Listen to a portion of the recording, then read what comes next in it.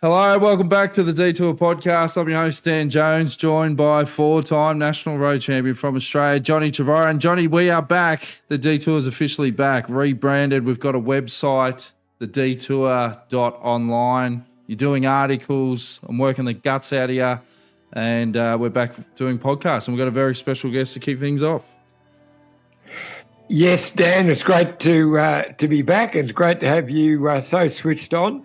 As you say, we've got a website now. It's a ripper. And you've been writing some good stories too, buddy. So, if people jump onto the Detour website, .online, and they'll see all the good yarns. And I'm really excited about what's coming up. The Tour of Flanders was just out of this world, the Ronda. And this Sunday, of course, we've got the Paris Roubaix, which we're very excited about. One thing we have to say at the top of the show is we wouldn't be able to do the Detour like we're doing it now, which is we're really focusing on providing, interesting, fun content, but not behind a paywall. We're doing it with the support of a couple of key partners at the moment, from the Club Detour, which we've got. This is the exclusive hoodie, Johnny, that we've got. And they've been some special people. It's part of our network, but if anyone does want to get involved, they can send you an email directly. But a big shout out to those partners who are part of the Club Detour. Yes, as you say, most podcasts, you have to pay to get on them, but we've got, because of our Club Detour guys and gals, it opens up for you to watch the Detour and to look at the website. And on the website, what would really help us is, first of all, if you can let everyone know that we're back online, we're on socials, you can jump on the website and it'll take you to our Instagram page, but also hit the sign up button where we're going to give you exclusive invites to events. We're going to do a kickoff for the Paris Roubaix this Sunday at the Bleak House Hotel, saying at 6 o'clock. That one's going to be a bit of an open slather. We've got some select people that we've invited down, but we do want to do an unofficial launch for the Detour. It's going to be a really fun night. And to kick things off, we've got a very special guest, as we said, in Matt Hayman, who obviously won Paris Roubaix 10 years ago now, Johnny, can you believe? And it was a really great chat because he talks about obviously how the sport's evolved, his role as a DS. We touch on the 2016 Roubaix, but it's always a good chat with Matty. He's a legend. And it's like a Rocky movie when you look back at that 10 years ago when he won Paris Roubaix. Broken arm, everyone wrote him off except for Matt, who kept training on the home trainer. Even a week and a half before he went down for a couple of races in Spain, the team did not believe he would be starting in Paris Roubaix. But not only did he start it, he did one of the great rides of all time. Well, I didn't believe he was going to ride it. I was giving him shit about it like 2 nights out when he first rolled up the hotel. And, when he said he was in good form and that, I said, turn it up, mate. And the day itself, I just remember going into the velodrome and Shane Bannon, the boss of the team, the general manager, he went to go in and I couldn't get in with my pass. And he famously gave me his pass so I could go and film inside the velodrome because it's very restricted on how many people can get in there. And obviously when Hayman won and I was screaming like a little schoolgirl, and then after the race I went to the bus and I went to hug Bannon and he pushed me away and he said, Dan, I had one big goal in my life and that was to see one of my riders win Roubaix. And here I was in the bus and you robbed me of that. I wanted to be the first guy to hug him. And you took that from me. And he said it because he was so dry. I go, shit, sorry, mate. He goes, nah, fantastic, mate. It was awesome. Yeah. So, no, it's great memories, but we're going to be able to relive all this with Matty. So enjoy the relaunch of the Detour. And as we said, jump on the Detour.online, get behind the website, tell your mates. Thanks for the support and enjoy the podcast. You both played a big part in this sport. Try and do whatever we want. You can always cut it. Took a cab home in the Maglia Rosa. Every end in Jones, let the chaos begin. Cycling stories, mates and mayhem rolled in. It's a Detour, proudly unpredictable. Laughs, hot takes, and stories unrepeatable. If you want straight lines, you're on the wrong track. Once you're on the Detour. detour. There's no turning back.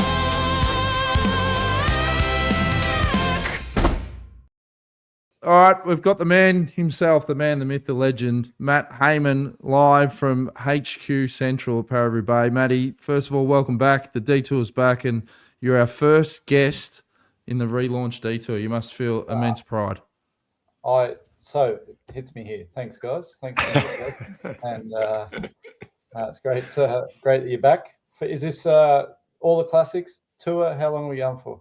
Forever. You reckon, Johnny? Forever. Yeah. Yeah. We're relaunching it, and our plan is, we're going to do the classics, the Giro, the tour. Just going to keep going. Well, not only that, we didn't talk about a relaunch. We're doing a launch party at the Bleak House Hotel on Sunday, and we've framed it. We're just jumping on your coattails, Matty. We're framing it as a tribute to Matt bloody Hayman. 10 years since he won Paris Roubaix. And we've got you on all the posters. Yeah, no, we're really milking it, mate. But how does it feel on a serious note? I mean, 10 years, a lot of people on paper, it feels like a long time, but it really doesn't feel like it was that long ago. No, it's a bit confronting to realise that it's 10 years already. I guess at the end of last year, a few people, started to reach out for some interviews and so on, and it's like, 10 years. It's great that it's in the spotlight again, but it has gone quickly. And before you know it, I've also been a director for quite a while now. So one of my favourite bits of that vision, I mean, of course, we're all excited, and you coming from your injury, and it's just a fairy tale. But when you actually cross the line, and Dan Jones is having to actually convince you that you did actually win. You knew you'd won. You put your hands up, but then you just didn't believe it. Yeah, I mean, well, who does? Like, that's not something that happens to a normal person. It's normally the freaks that win those races. And even though I had been trying, I'd been doing my best for the last 15 years. Yeah, it felt quite surreal. And there was that moment when I did throw my hands up. That's not. Yeah, I really wanted to get on the podium. And it was like kind of a split second just before the hands went up. Like, there's definitely no one up the road, right? I didn't want to pull one of those. And it was, I kind of knew, but I just needed that confirmation. I didn't want to roll around to the other side of the track and have guys kind of with their hands in their heads in their hands going, oh, he's made a fool of himself. There's actually someone up the road.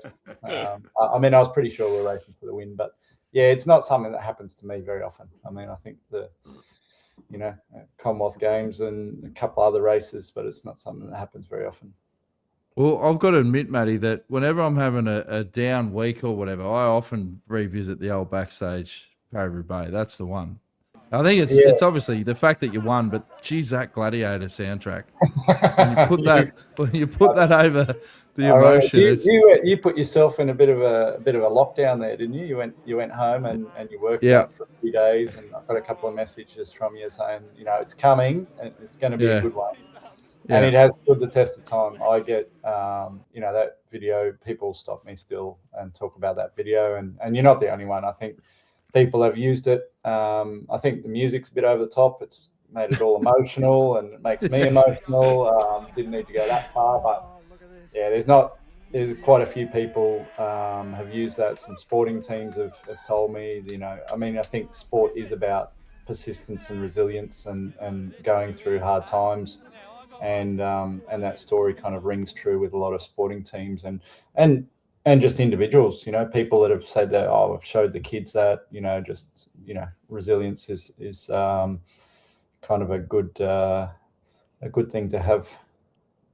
But when you look at the script of that, obviously we're going to move on to, this year's Paris Roubaix, but we have to touch on a couple other things where you do the intro on the bus, and we did that, obviously. I used to love going to you for the intro. Experience. Yeah. And you were so relaxed the night before where I was winding you up going, oh, you got to start, mate. You go, my form's pretty good. Oh, what are you talking about, mate? You haven't been racing, just winding each other up.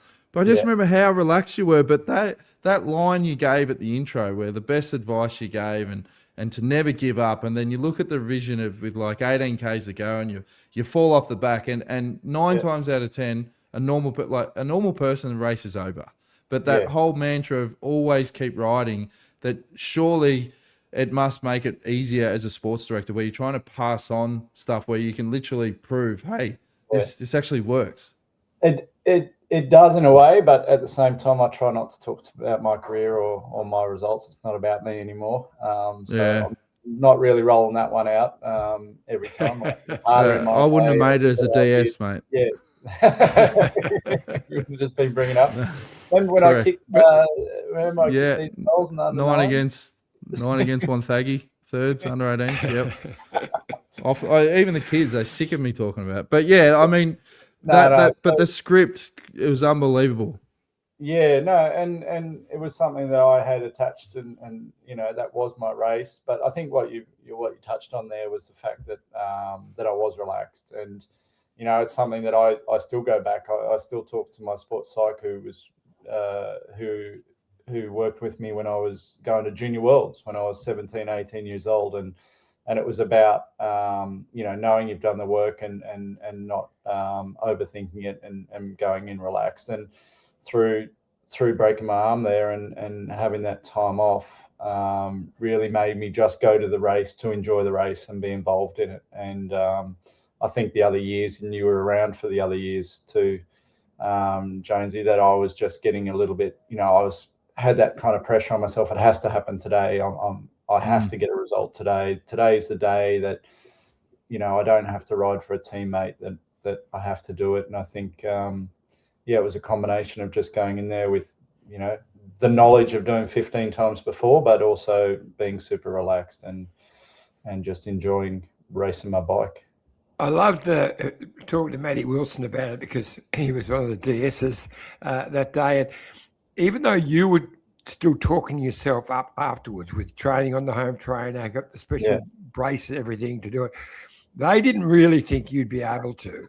And it was and you kept bringing it up to them. And Matty said it was only the week before. They said, "Oh well, look, with this experience, you might as well start." You know, they didn't really believe you were going to be up to finishing that race.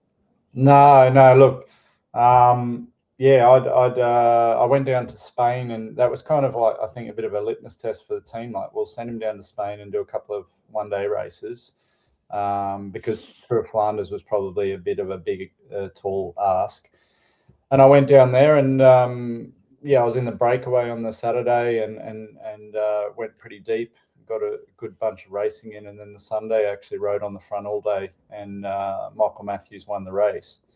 And so I was in the car going back to the airport, getting updates on Tour of Flanders, and again pushing. And it was pretty much like, well, if you come to the recon on Wednesday and you get over the cobbles, we'll kind of consider it. And I was actually flying on Wednesday, to be honest. I don't fly, but in the recon I was actually moving pretty well. So. It was my coach at the time too, who he sent me an email. I actually tried to find it 2 days ago. I was looking through my old emails.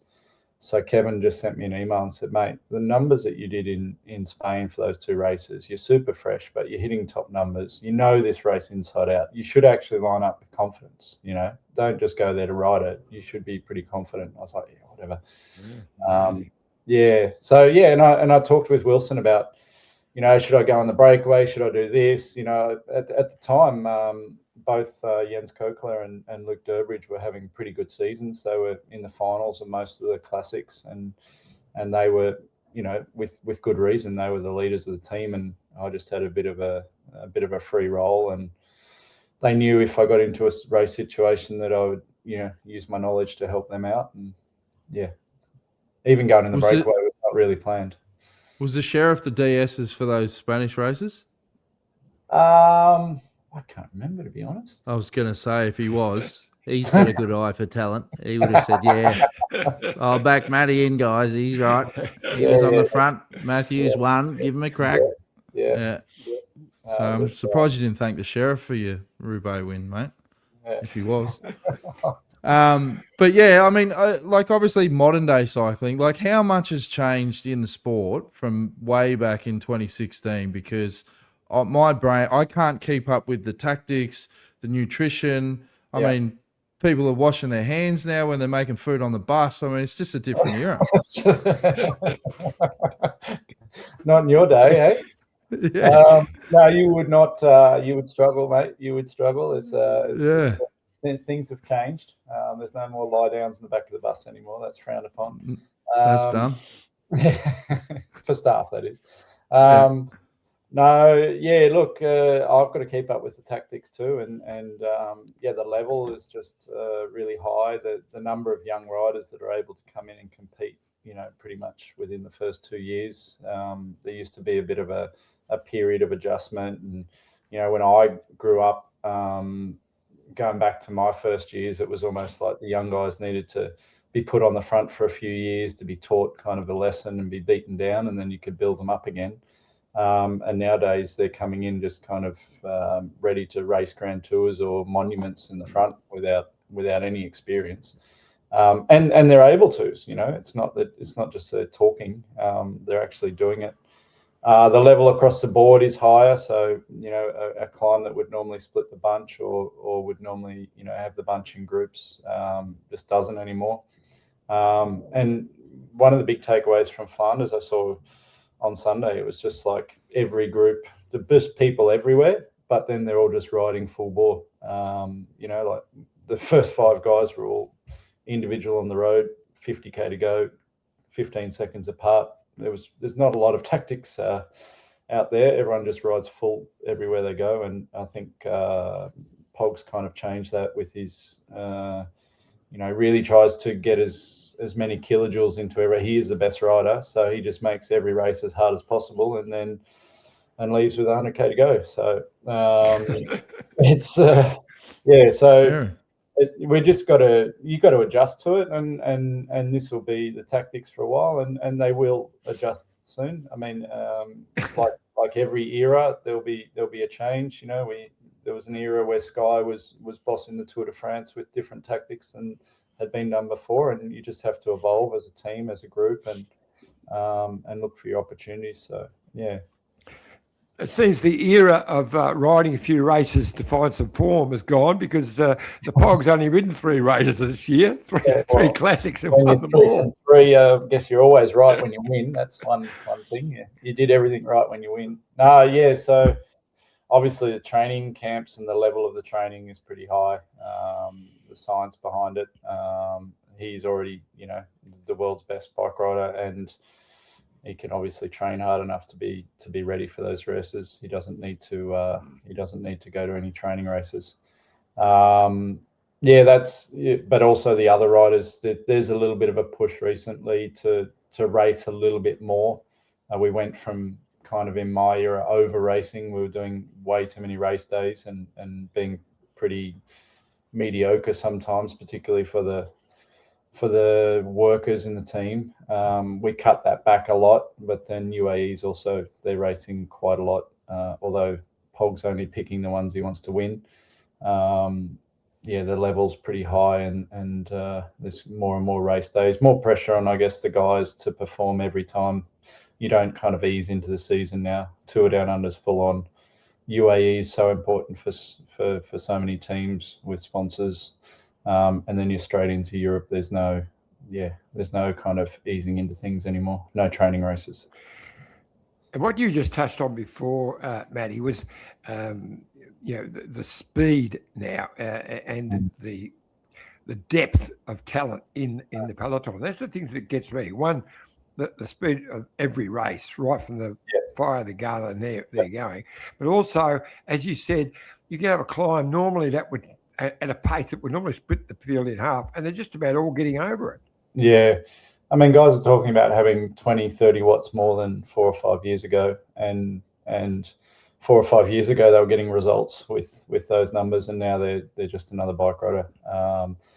The level, I think it's the young guys as well coming through, the level of information that's available for everybody through the juniors. Obviously, looking to the junior teams and the development teams who are also highly professional now. So you've got 18, 19-year-old kids that have got as much information about how many carbs per hour they need to be consuming, what kind of training they need to be doing to be. They can go and test themselves with Strava times. So they've got, they've all got power meters. It's, when I started, there was 4 or 5 power meters in Australia, and they were for the world's best track riders. And now anybody who's in this sport at this level, they're all training every single day, and it's all that data is being used. So yeah, the levels high. I do hope that the tactics still play a part, and I hope that there is a bit of a, as that field, as it kind of levels off, that we kind of go back to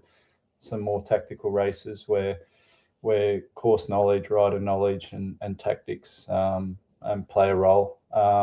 Last Wednesday, we had Dwarsdorf Flanders here in Belgium, and I think it was close to 49k an hour average speed for the race, which is just obscene. And I used to say kind of average 42k an hour, and now you've got to put in the average speed. You'd win a bloody team time trial with those 15 years ago. 185k, 49k an hour average speed. It was 2 kilometers an hour faster than any other rate of that race. It was weird, actually, because Wout van Aert, we put him the most awesome ride. He demolished everyone, and then and himself, as it turned out, he didn't win it. Well, he got caught with 150 meters to go, but he was also off the front for the last 50k, and the average speed was 49k an hour. So. So I hope that the tactics still play a part, and the course knowledge and your ability, and just like I was saying with the training, it's also from our side. The riders know we have more computers in the car, we've got more data to go off, and so all of those everything's just becoming more and more defined. So everybody knows where every corner is. Everybody knows the exact wind speed. Everybody knows the numbers and the results from every rider in every breakaway. As it becomes more professional, it's getting harder and harder to find those 1%. How do you go with that different evolution? Like we were joking earlier about 10 years ago, but my brain's rattling for things like the Soigneurs. Like everyone has got their own measurements of carbs in their bottles, and you're saying you got more compute. Like, how do you go even with the staffing and logistics? Like that just adds more and more layers to the whole process, or has it become more seamless now because everyone's used to it? Yeah, look, I think the nutrition has been a big one. I think there's been a lot of talk about it. It still comes up that there was a period in my career where we were trying to get the body to run on fats, as it was a really efficient fuel source. So we were kind of starving our body, and now they're doing the exact opposite. And that's, within a 15, 20-year time period, going from, trying to just eat omelets and be in ketosis almost, to now just, almost finding out how far the body can go with ingesting, as many carbs as possible. And at the time, I was still struggling to make weight, and these guys are as skinny as they've ever been, and they're eating 3-4 times as much as I ever did. They're just burning rocket fuel at the moment. It's we've got more staff as we get bigger as an organisation, it's also the guys know. The guys are pretty in tune with what they need.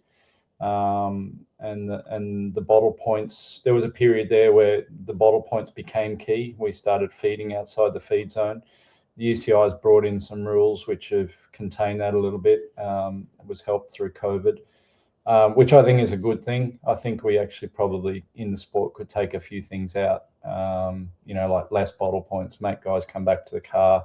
That'll free the bunch up a little bit. It puts a lot of stress on the team when you go to races like the Tour de France, where you have to have your staff out all day trying to give out bottles, as well as do their other job, which could be a nutritionist, a physio, and they're out, running around France trying to get to a bottle point to make sure that someone gets their 60 grams of carb after 2.5 hours of racing.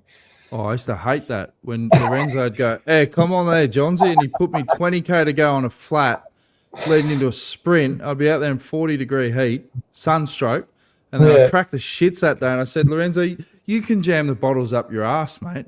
And let's just say that didn't go down well, Matty. You used to be a good guy, eh? Always about yourself, eh? But it's true though. It just creates so much added stress, like logistics and all that sort of stuff. Like, you know, it has got a little bit better now. So the UCI has enforced that there's certain bottle points, so it's pretty staggered. All the teams have to kind of do the same amount, which I think is a really good call, because there was a bit of an arms race to just see how many people you could get to the Tour de France and how many bottles you could get out, and it knocks on to ice water and ice, because the cooling strategies are also better. So, I mean, I'm not going to say it's all bad. I think it's great that we can see that guys are going faster, that they're achieving more. I think it's great that there's opportunity in aerodynamics, there's opportunity in development. It's great for our sponsors that we're always moving forward, we're getting faster. So yeah, I don't want to come across as the good old days. I hope that we can still find that essence of racecraft, and it's not just a numbers game, because I think it's really important to still have that racecraft, and I believe it's still there, but I just would like to see it come back more to the fore as an ability to win. Now, I was just going to say, get Matty to go through the year so far for Team Jayco Alula. Can we start now, or yeah, mate, all the way. No. So yeah, we had some changes, and we've started a new 3-year cycle, and start off like Mara Schmidt has been incredible. Not only does he have the best kit in the peloton with that Swiss national champions jersey, it's such an iconic jersey, and he seconded Tour Down Under, went on to Cadell's. We really tried to go after that win again. He was a defending champion, and ended up 4th, but we threw everything at the race.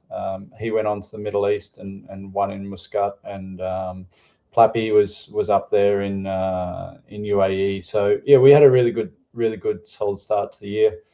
Milan Sanremo Vendrame, our new Italian signing, was up there with a 6th place, which for an Italian in Sanremo, and not having Michael Matthews there, which has been a massive blow for this period. Bling was really focused on Milan Sanremo and this whole period through to the Ardennes, and would have been in Flanders.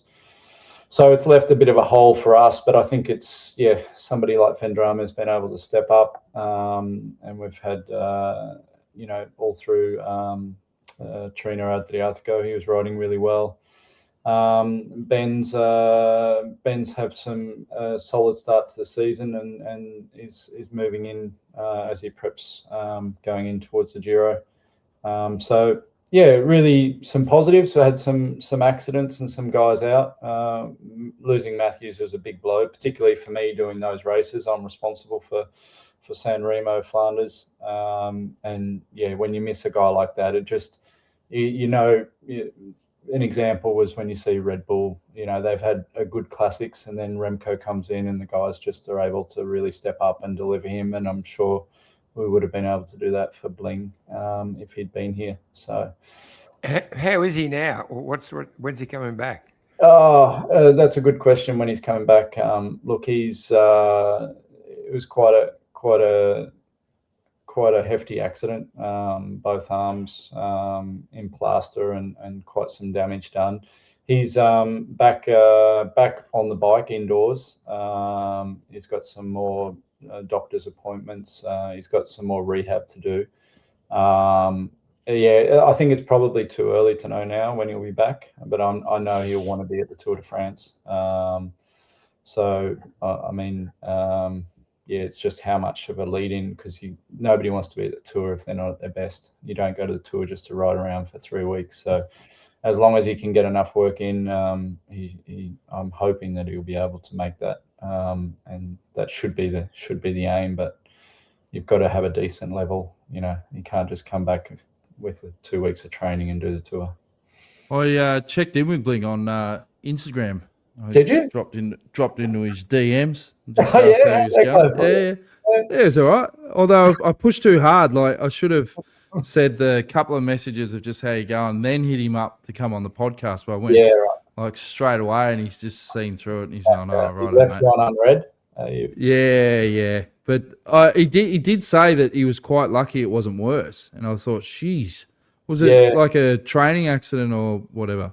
Yeah. And I mean, I think we all do that. You know, you break your collarbone and go, "Oh, that could have been worse," and then you punch your lung and you go, "Oh, that could have been worse." I mean, I think that's just kind of the bike rider mentality. Could have also been a lot better. He could have maybe not had a crash and been up in San Remo, but that's all of us. I think that's a coping mechanism for all of us. And the next thing you do after you check out of hospital is you look at your race calendar and try and plan a comeback. And I mean, we were just talking about it actually on the coaches call in the DS meeting that I was on before this. And I mean, his professionalism in these situations is second to none. Like, okay, he was out of action and he could be feeling sorry for himself and sitting on the couch but no, the moment he was able to walk, he's been walking. The moment he's been able to do some rehab, he's been doing rehab. He's in the gym. He's doing everything he can. You know, I don't even think he could feed himself, but he was already thinking about a comeback. And you got to admire somebody, you know, that you know, I was trying to say, well, here's an opportunity to spend some time with the family, but he just wanted to get back at it. I remember a story of a rider 10 years ago. He had a bad crash. I know, but I mean, my advice and to that he got on was, the home trainer and he said, "Nah, I'm not doing that. I'm not. I'm taking it serious."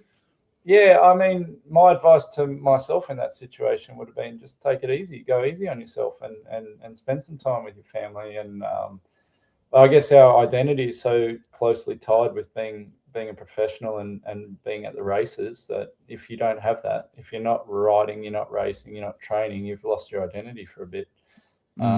So yeah, I admire it. And the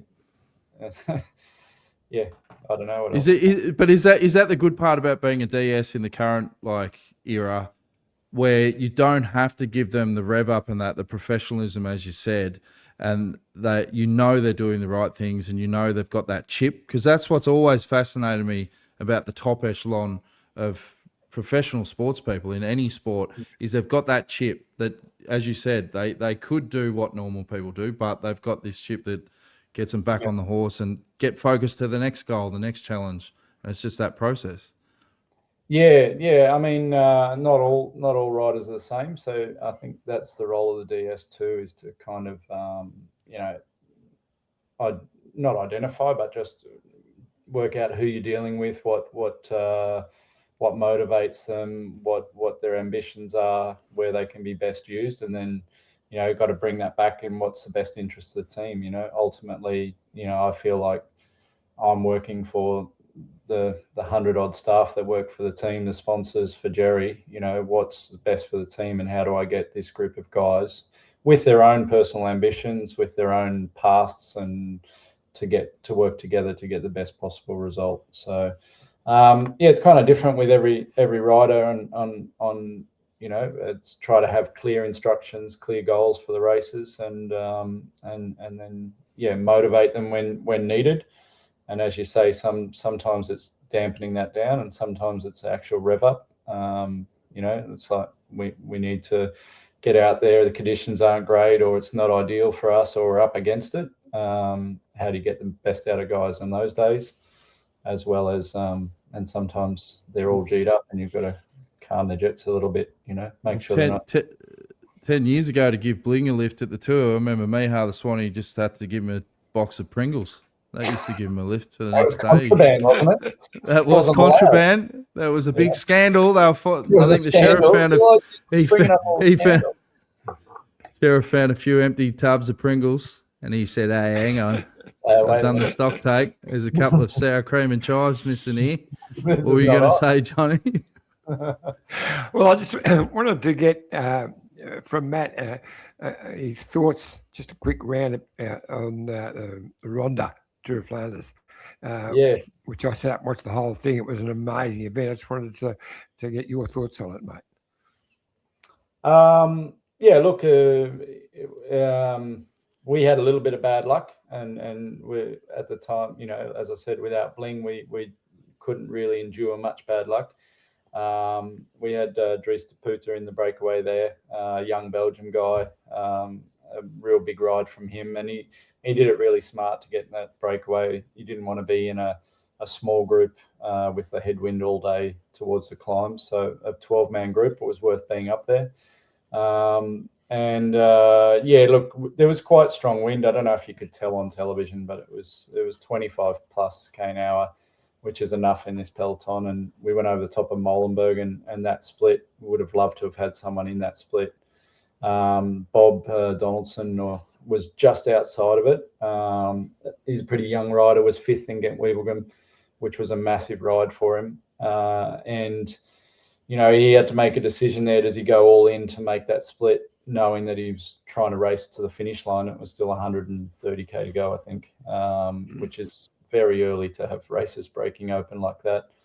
And he just missed it. And, normally in that situation, we get one of those big riders miss it as well. But to have all 5 of the team leaders and the biggest riders on the biggest teams that kind of control the race being in that split, the riding was on the wall, and we tried to get, and then up front, an amazing race to see. That Pog's going to go every time it goes uphill, and to have Remco there at 5 seconds, just went on all day, and just the Titans just blow for blow, and they just That's right. In the team car, you probably see less of it than we do, because even that, the technology. I'm very impressed with Remco. Remco, just to say that he never gave up, like just to be there at 5 seconds against those guys it was kilometers long for ages.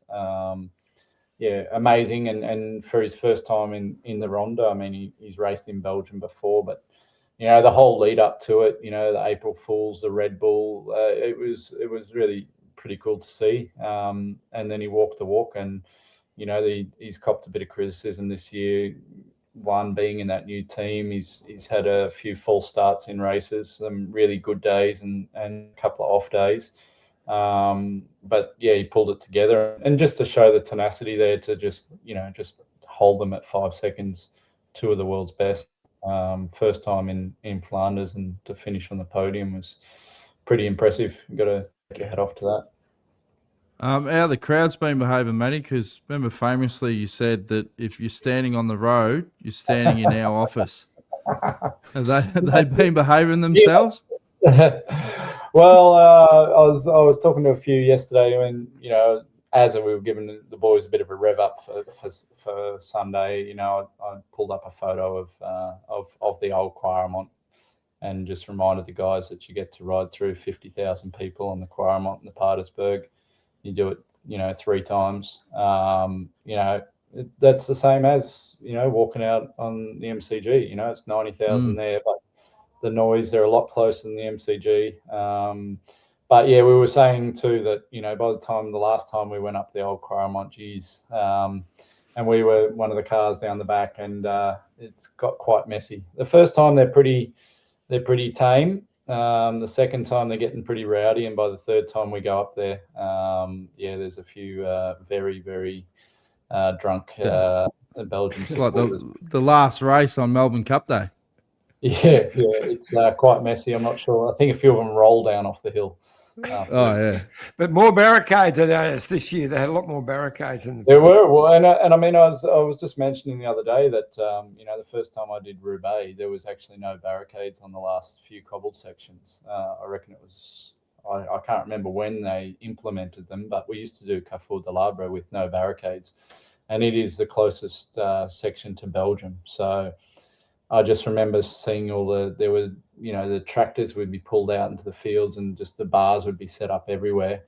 And literally riding down this tunnel, they're just, no joke, this close to your face. You weren't sure. One person put their hand out, they'd clip your handlebars. And we there was no barricades on Carrefour de l'Arbre. And it was great when it was quite scary to ride down. And these guys, we're talking 5, 6 o'clock at night, and they were that drunk. You could just smell the Fritz and the beer on their breath. So luckily now, Yeah, and as we've seen, the sport is getting the speeds. You know, we're adding 10k an hour to the speed everywhere they go. We were crashing hard enough in my time, and now they're crashing 10k an hour quicker. So yeah, safety is a big one as it grows. You know, it's great that it's so accessible to everybody that you can go to Alpe d'Huez and stand on the road and cheer on your rider. But yeah, we just do also need to look after the riders. 100%. Now, let's get the punters fired up for Paris Roubaix, mate. We've already got them fired up talking about what happened 10 years ago. And our thorough research on the Detour, we've got co-pilot to spit out a few of the top picks from your team. They've said Dries de Poulter. They've said, new cobbled engine. He's young, he's hungry, Belgian, he's got good form. Jasha, they've put him up there. They've said Durbo, the veteran cobbled specialist. He'll be thereabouts. Mauro Schmid, the wild card, and thrown him in there. And Andrea. That's pretty wild. It is pretty wild. But Andrea Van Dram, they've said outsider. Pretty wild for Mauro since he's on for the Ardennes. I'll let co-pilot know to update They their need to information. update their AI. So lucky I've still got a job then, you know. So co-pilot can't go over to DSing. Could you write me a pre-race meeting too there? Could you just No worries. No worries, mate. Cal O'Brien writing. What's that? Cal? Yeah, O'Brien. Kel will be there. Kel will be there. Kel's had a decent classic season. He actually had quite a crash in opening weekend. He was riding a really good race in Newsblood and had to have a couple of weeks downtime. So he hit his head, and we're pretty big on the concussion protocols. So he missed, he came into the season really hot, and he'll be there on Sunday. And I know that it's a special race for him. So hopefully my story, he hasn't had the ideal run in, and it'll be his last race of this block. And, he was in such good form, and to have a couple of weeks off, it's put him a bit on the back foot, but hopefully he can pull out a big one on Sunday. And so, what is the best tactics to approach? I mean, we've only relaunched, matey. We don't have tens of thousands of people tuning in. Yeah, I mean, this is all between mates. Yeah. But do you just send a few up the road and hope that you can contain the wild horses coming from behind? Yeah. Well, I mean, kind of that cat's out of the bag too. Once I run it from the break, it's getting to the point where the break is so interesting, and so many guys have had a result from the break that it's almost like one of those Tour de France stages when they know the break's going to go to the line. So it's a world championship race to get, and guys will just finish their race in that first 100k trying to get in the breakaway. It's like I'm either in it or I'm not in the bike race anymore. So I think we'll have a couple of guys, and maybe Durbo, maybe Kel trying to get up the road a little bit. One of your AI's document there didn't have Dries de Bont in there at all. He was in the breakaway in Ghent-Wevelgem. Had a bike change in Flanders at a really bad point, and actually rode through a lot of groups. I think he's been top 10 maybe in Roubaix before, or was coming into last year in one of the groups at the front. So he's got quite a pedigree in the race. He's actually in really good form. So Dries de Bont will be our number one guy for Sunday. And hopefully Bob also. What happened there? It's not on your list, is it? Sorry. No. No, I just Johnny. My battery's about to run out. That was all. Yeah, but all right. Well, we'll definitely follow Bond then. Who? Everyone's talking about a race between the Bog and Van der Poel. And I think the Bog's going to have trouble being Van der Poel because they haven't got those little bergs. But I think the way that Mads Pedersen's coming back, and also Wout van Aert, it's going to be an interesting bike race. Yeah, I think there he's gone. I think I think you're right. I would be, I'm not a betting man. I'm definitely not allowed to bet. Those two guys, obviously, after the weekend, everyone's going to be focused on Pog and Van der Poel. But for me, another one is Garner. I think Walt van Aert, Garner, and Mads, actually, all of those guys, Roubaix suits them more than Flanders. And if I'm totally honest, Roubaix does not suit Pog as much, but I mean, he is just an absolute, neither does Milan San Remo. And so, yeah, you can't discount him. He was in the position to win it last year. But I think we might find it, hopefully it's a closer race, and it becomes, as I said, a bit more tactical if we have those, all those guys in the final, and it becomes a real tactical race. So it'd be great to see that Garner and Mads and Walt kind of in that mix. It'd be great to see John as well if he's charged his laptop, but no, he's gone, mate. So that's Iffy's contribution for today. Professional as always. Oh, mate. The rebrand has followed the script. Yeah. But no, I really appreciate you taking the time, matey. Now, finally, do you use... Oh, here we go. Oh, here we go. Johnny's back. Yeah, well done, Johnny. You got your charger. I was just going to say, we don't want to keep Matty too long. When are you doing your first recon out there?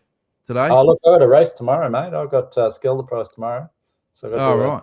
Race presentation for that. I realise I can do it on AI now instead of actually writing it all out myself. As I said, if you need any dot points, mate, just send them through and I'll polish them up and send them back. Might get a few names wrong. I need to notify that Mauro Schmidt's now doing Roubaix, which he'll be... Yeah, let him know. They've got him down as the wildcard Smoky. So I'll let him know. But do you use, like, most sports now? I mean, I was talking to Jerry the other month, and AFL football are using AI a lot for strategy and tactics. They've been using it for years now in the Premier League. Do they use AI at all in cycling for tactics or anything at all? I know. Some teams for tactics. We don't at the moment. But it's being incorporated into everything. I think it's. I know that there were some teams who were using it to help pick out from the television footage and identify riders and where riders are in the bunch, and doing revision on that as well. So yeah, it's coming into all aspects, and but yeah, if we could just write all these presentations for me, it'd be great. I reckon if you used it for tactics for Roubaix, it'd be like that scene out of Willy Wonka. Remember when he had that big machine, it just spat out a ticket? It'd be literally getting the breakaway. Yeah, yeah. Which, I mean, when everybody says they want to do that, it kind of cancels itself out. So hopefully without AI, if everybody does that and I go the other way and say, guys, we're going to do something different, then hopefully there's still some tactics if you can see through that. 100%. If you want to ask Matty anything before we let him go? Oh, now he's you're on mute, mate. You're on. Yeah. So if you've got to connect your mic, mate. We'll circle back. Yeah. Well, what I did do, Matty, is I got AI to spit out. We can do music on AI now, right? And so we did like a quick little Matty Hayman tribute jingle that it's yours, mate. We'll give you the IP, everything. So we'll give you a little sample, and I'll just put some photos over the top. It does all the style as well. So we wanted obviously something pretty epic, but have a listen, mate. Thank you.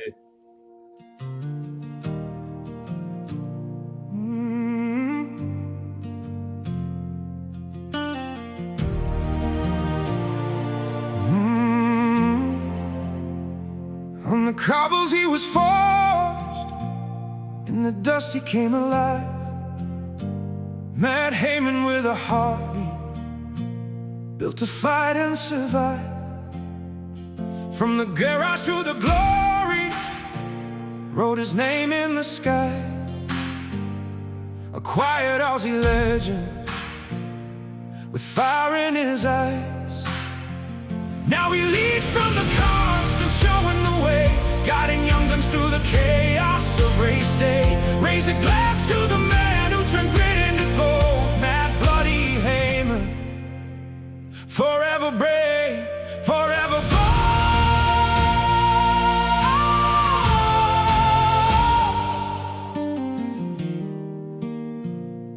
There you go, Matty. Matt Thank you Hayman. very much. Forever brave, forever bold. And we Thank you. appreciate you jumping on the detour. If his mic's still down, mate, so just do sign language, Johnny. Just give him a thumbs up, mate. Just say thanks for coming.